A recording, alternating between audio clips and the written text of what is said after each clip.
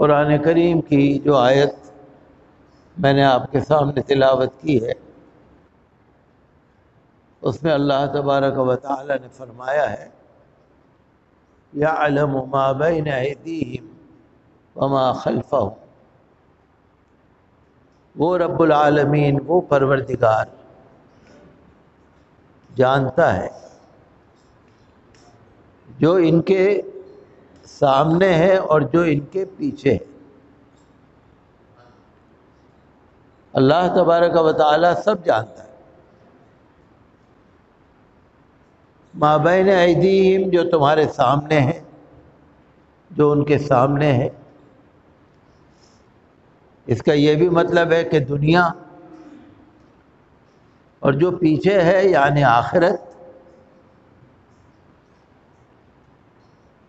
اور اس کا مطلب یہ بھی ہے کہ جو دنیا کے تمہارے حالات ہیں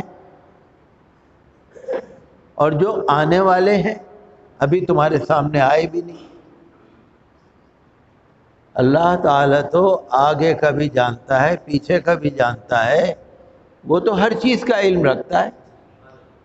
جو چیز ہمارے سامنے ہے وہ ہم جانتے ہیں، کل کا وقت ہمارے سامنے نہیں ہے، ہم نہیں جانتے۔ تو اللہ رب العالمین دنیا کے حالات کو بھی جانتا ہے، آنے والے حالات کو بھی جانتا ہے، ہماری قسمت میں کیا لکھا ہے وہ بھی جانتا ہے، کل جو آنے والا ہے وہ کیسا ہوگا وہ بھی جانتا ہے، اور دنیا اور آخرت ہر چیز جانتا ہے۔ وَإِلَى اللَّهِ تُرْجَعُ الْأُمُورُ، اور ہر چیز جو ہے، سارے جتنے بھی کام ہیں وہ لوٹ کر اللہ ہی کی طرف جائیں گے۔ ہر چیز کا فیصلہ اللہ ہی کرے گا، سارے کام لوٹ کر اللہ کی طرف ہی جائیں گے۔ مطلب یہ کہ انسان کو جن لوگوں کے بارے میں یہ آیت نازل ہوئی ان کو بھی بتایا گیا ہے، کیونکہ قرآن کریم کی جو آیتیں کبھی کبھی وہ تھیں کہ جو اس زمانے کے لوگوں کے لیے تھی۔ اس زمانے کے لوگ جو کفار و مشرکین تھے، یا رسول اللہ صلی اللہ علیہ وسلم کے جو گستاخ اور نافرمان تھے، جب وہ کچھ کہا کرتے تھے ان کے جواب میں بھی قرآن آتا تھا، قرآن ان کے جواب میں نازل ہوتا تھا۔ تو چاہے اس زمانے کے لوگ ہوں، چاہے اس زمانے کے لوگ ہوں، چاہے آنے والے زمانے کے لوگ ہوں، جب تک قیامت آئے گی، جب تک ہر ایک کا حال اللہ جانتا ہے،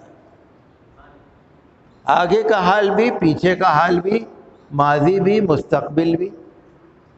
ماضی کہتے ہیں گزرا ہوا زمانہ، اور مستقبل کہتے ہیں آنے والا زمانہ۔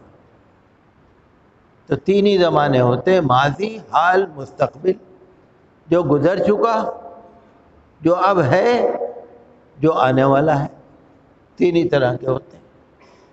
تو اللہ تعالیٰ تو سب جانتا ہے۔ اس کا مطلب کیا ہوا کہ اے بندو اپنے آپ کو سدھارو، گناہ نہ کرو، دین کی باتوں کو سمجھو، اللہ کے حکم کو سمجھو، شریعت کو سمجھو، اللہ کے نبی صلی اللہ علیہ وسلم کی باتوں کو سمجھو۔ اللہ سے کچھ چیز چھپی ہوئی نہیں ہے۔ کئی دفعہ ایسا ہوتا ہے نا، ہم لوگ بھائی اکیلے بیٹھ کے، کچھ دو چار دوست بیٹھ کے کوئی بات چیت کرتے ہیں اور یہ سوچتے ہیں کہ بھائی کسی کو بولنا نہیں، بتانا نہیں، بھائی یہ راز کی بات ہے، بھائی یہ میری تمہاری بات ہے، کسی اور کو نہ کہنا۔ ہم لوگ آپس میں ایک دوسرے کی بات کو راز رکھ سکتے ہیں، چھپا سکتے ہیں، اللہ سے کچھ نہیں چھپ سکتا۔ اب انسان گناہ کرے گا تو بھی اللہ دیکھ رہا ہے، عبادت کرے گا تو بھی اللہ دیکھ رہا ہے، اور ہر چیز کا ریکارڈ ہے۔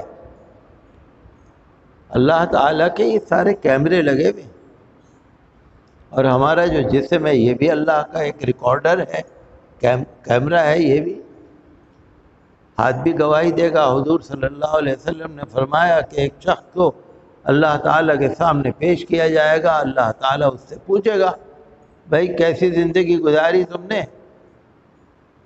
کچھ لوگ تو وہ ہوں گے جو سچ بول دیں گے، اور کچھ وہ لوگ ہوں گے جو سوچیں گے جو بھی مرضی بول دو. اللہ کے سامنے کہیں گے پروردگار میں تو اتنا ہی عبادت کرتا تھا، ایسی نمازیں پڑھتا تھا، روزے رکھتا تھا، پروردگار تیرے حکم کو مانتا تھا. اللہ تعالیٰ فرمائے گا کوئی گواہ لاؤ. یہ سوچے گا گواہ تو کوئی ہے نہیں. اللہ تعالیٰ فرمائے گا ہم تمہارے گواہ لاتے ہیں. اس کے زبان پر مہر لگا دی جائے گی اور ران کے گوشت سے بولا کہا جائے گا. ران کے گوشت، جو ہماری پنڈلی ہے، جو ہماری ران ہے، ہماری ٹانگ ہے، اس کے گوشت سے بولا جائے گا. اللہ تعالیٰ فرمائے گا بھائی بتا نہیں کیا کرتا تھا. اب وہ بولنا شروع کرے، چونکہ زبان کو بھی بولنا اللہ نے تو سکھایا ہے. بھائی آپ چھوٹی سے جو گوشت کا ٹکڑا ہے اس کو کوئی بولنا تھوڑی آتا ہے. جو گونگے ہوتے ہیں ان کی بھی تو زبان ہوتی ہے. زبان کو بولنے کی طاقت تو اللہ ہی دیتا ہے نا. زبان خود نہیں بولتی، اللہ کا حکم ہے زبان بول رہی ہے. اللہ کا حکم ہے ران کا گوشت بول رہا ہے، تو اللہ کے حکم سے بات. تو یعلم ما بین ایدیہم وما خلفہم، اللہ تعالیٰ سب جانتا ہے کس کی قسمت میں کیا لکھا ہے، کسی تقدیر میں کس کی کیا لکھا ہے، کس کی زندگی کب تک ہے، کس کی موت کب آنی ہے، کس حالت میں رہنا ہے، کس طریقے سے زندگی گزارنی ہے. یہ تو اللہ تعالیٰ کے سامنے سب ہے. لیکن ہمارے لیے اللہ نے فرمایا کہ دعا کرو، اللہ کا ذکر کرو، اللہ سے مانگو. اگر آپ کو اپنی قسمت سدھارنی ہے، نا امید نہ ہو، اللہ کی رحمتوں سے نا امید نہ ہو، اللہ کی بارگاہ میں گڑ گڑاؤ، دعا کرو. الدعاء یرد القضاء، دعا جو ہے تقدیر کو بدل دیتی ہے. الدعاء سلاح المومن، دعا جو ہے وہ مسلمان کا ہتھیار ہے. جب آپ دعا کرتے ہیں اگر قبول ہو جائے گی وہ آپ کا ہتھیار ہے.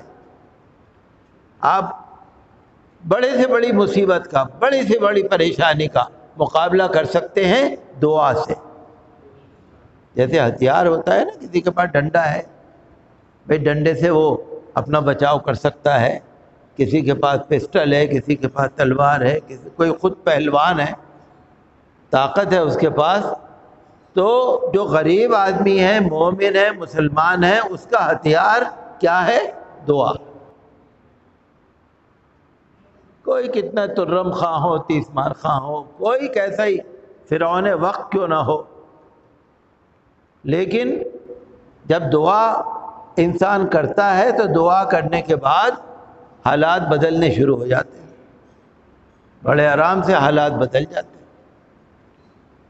تو دعا کرنے میں ایک فائدہ یہ بھی ہے، آپ نے دعا کرا، آپ نے اللہ سے دعا کری پروردگار پروردگار، یہ بھی تو ذکر ہے، یہ بھی تو اللہ کا ذکر ہے. آپ نے قرآن شریف کی آیت پڑھی ربنا آتنا فی الدنیا حسنۃ وفی الآخرۃ حسنۃ وقنا عذاب النار، درود شریف پڑھی. آپ نے تو اپنے مطلب کے لیے دعا کری، لیکن یہ بھی تو اللہ کا ذکر ہے، یہ بھی تو اللہ کی عبادت ہے. جب آپ اللہ سے مانگ رہے ہیں تو یہ تو آپ کے ایمان کی دلیل ہے نا. آپ کسی اور سے نہیں مانگ رہے، اللہ سے مانگ رہے ہیں. یہ تو آپ کے مومن ہونے کی دلیل ہے نا، کہ بھئی آپ کے اندر یقین ہے کہ جو حکم ہے اللہ کا ہے، اسی سے مانگو. تو یہ تو بہت فائدے کی بات ہے. ہمارا جو عمل ہے نا، جو بھی عمل، وہ اللہ کی بارگاہ میں محفوظ ہے. ہمارا ہر چیز کا ریکارڈ ہے. حدیث شریف میں آتا ہے کہ اللہ کے سامنے جب بندے پیش ہوں گے تو اتنے بڑے بڑے رجسٹر،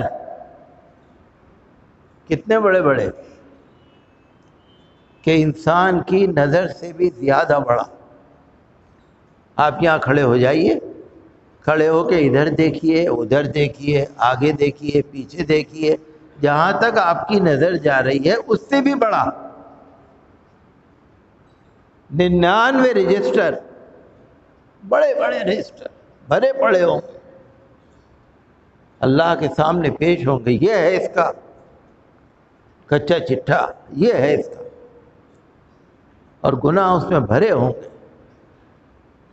لیکن جب آپ نے سچے دل سے اگر لا الہ الا اللہ محمد رسول اللہ سچے دل سے پڑھ لیا تو وہ 99 رجسٹر ہلکے پڑ جائیں گے اور یہ ترازو کے اندر بھاری پڑ جائیں گے۔ ہر وقت اللہ کی طرف رجوع ہونے کی ضرورت ہے، اور جو بھی ہم عمل کر رہے ہیں نا، چاہے آپ صرف ایک کلمہ ہی پڑھ رہے ہیں، وہ اللہ کے ہاں ریکارڈ میں جمع ہے۔